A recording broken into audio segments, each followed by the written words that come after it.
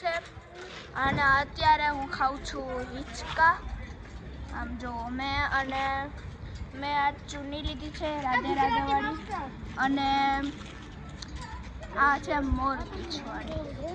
સો જો આ અત્યારે બ્લોગ કરે છે, સાથે સાથે હિંચકા ખાય છે સાથે. हाय गाइस, हम पढ़ने वाले हैं गाइस. पढ़ी नो छातो.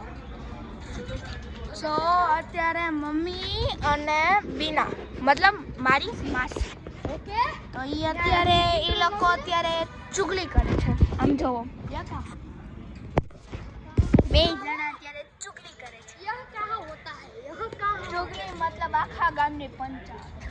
सही बात है, सही बात અત્યારે કરે બરાબર. અને હું તો ખાઉં છું હિંચકા. અને અહીંયા અમે જમવા આવ્યા હતા અમૃતસરી ગાર્ડન રેસ્ટોરન્ટમાં. બહુ મસ્ત જમવાનું હતું. એક કામ કર, જ્યાં જતા હોય ને આખું લોકેશન દઈ દે. આમ યાદ થાય ઘરે તો આ મને શું કે ખબર. અને અહીંયા છે ને રૂમની ફેસિલિટી પણ છે. તો અહીંયા કોઈ બહારથી ટ્રાવેલિંગ કરીને આવતું હોય તો એના માટે પણ છે. આ છે અમૃતસરી હવેલી. તો અમને અમૃતસરી જમવાનું ખાવાનું બહુ મસ્ત ભાવ્યું અમને. તને ભાવ્યું જમવાનું? ઉભો રહે. તને ભાવ્યું જમવાનું?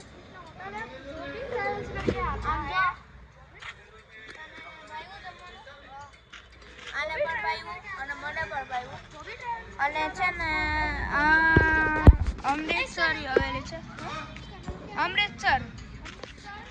અમૃતસરી હવેલી ના સોરી રેસ્ટોરન્ટ. અમૃતસરી રેસ્ટોરન્ટમાં અમે લોકો અત્યારે આવ્યા છીએ બરાબર. તો મને બહુ મજા આવી. અહીંયા જમવાનું બહુ મસ્ત હતું.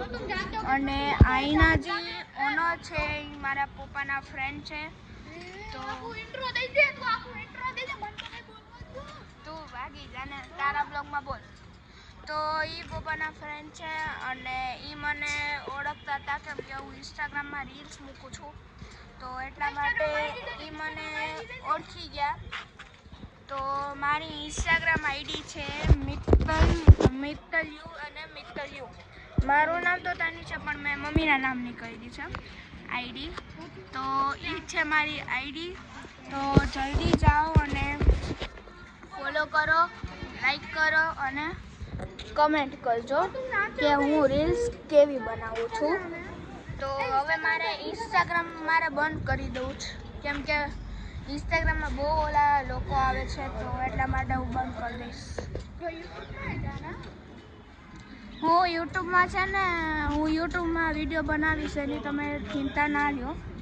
તો હું યુટ્યુબમાં વિડીયો મૂકીશ પણ ઇન્સ્ટાગ્રામમાં તો હું નહીં મૂકું બરાબર.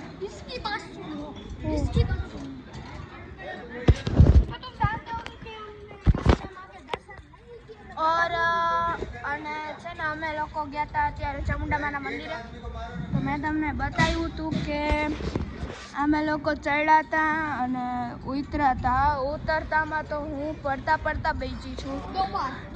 હા 2 વાર હું પડતા બેસી છું. અને એક વાર તો છે ને મારું કેમેરામાં ધ્યાન હતું અને છે ને હું એક દાદરો ભૂલી ગઈ એટલે હું પડતા બેસી છું. અને એકવાર હાલતી હતી ને મતલબ હું સીડી ઉતરતી હતી તો મને છે ને આમ મને એવું ફીલ થયું કે કોકે ને મને પાછળથી છે ને આમ ધક્કો માર્યો. એટલા માટે હું ડરી ગઈ.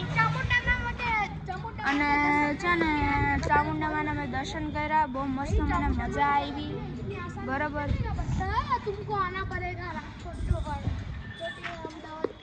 અને તમે લોકો જ્યાંથી મારો બ્લોગ જોવો છો અને એના માટે તમને દિલથી થેન્ક યુ બોલું છું. પણ તમે રાજકોટથી ગમે ત્યારે એકવાર રાજકોટ આવજો તો મારા ઘરે ન આવતા. અરે મારા ઘરે આવજો એમ. એટલે મારો કહેવાનો મિનિંગ એ હતો કે તમે આવજો વાંધો નહીં. It's okay. અને હવે મળું હું તમને બસમાં.